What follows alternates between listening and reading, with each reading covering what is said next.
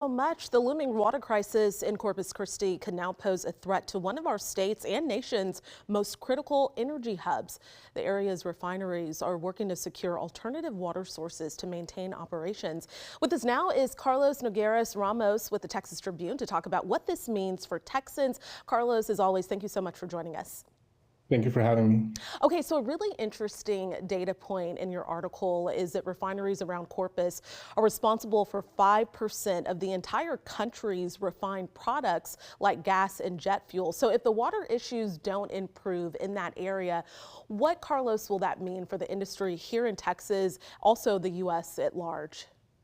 Yeah, certainly Corpus Christi is the epicenter of the energy refining industry in Texas that supports much of the energy sector here and across the country. And if the water issues don't ease in Corpus Christi for many of these refineries, it means easing up on operations. They could start to see no choice but to downturn, take units offline, which in turn means that the refined products that the world relies on and that we get from Corpus Christi, such as jet fuel, gasoline, etc., will not be able to be exported at the capacity that we've known it to be in the past.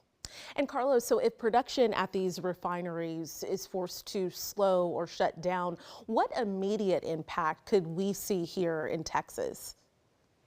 The most immediate and clearest one to us is, and clearest one to the average consumer is gas prices. I mean, if these companies can't export gasoline across the state at the level that they're accustomed to, and that many cities, including Austin, the Dallas-Fort Worth area, are accustomed to receiving, it could further push up fuel prices. And that's just one example. Another is jet fuel. As we know, airlines across the country are grappling with fuel prices, costs that are eventually going to be passed on, if not already, to consumers. And this will likely add to that dilemma as well. Okay, and it seems like this story has really dominated headlines for the past few weeks. How close, though, is Corpus to a true water emergency, and what got them to this point?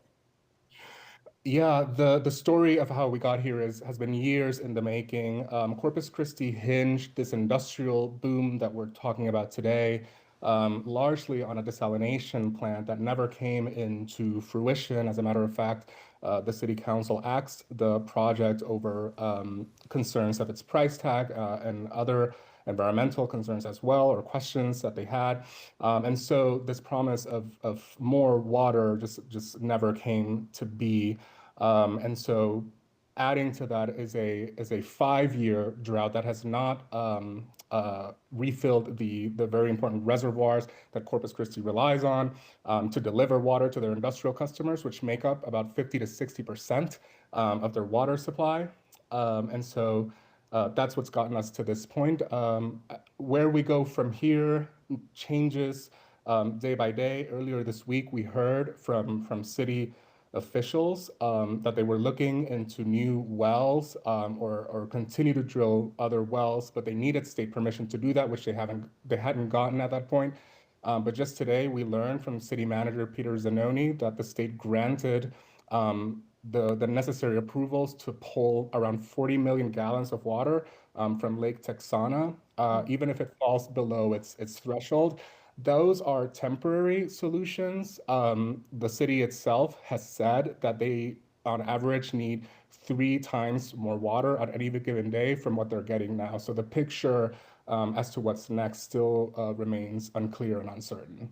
All right, Carlos, we know you'll be tracking this for us. Thank you so much for your story in the Texas Tribune. Thank you.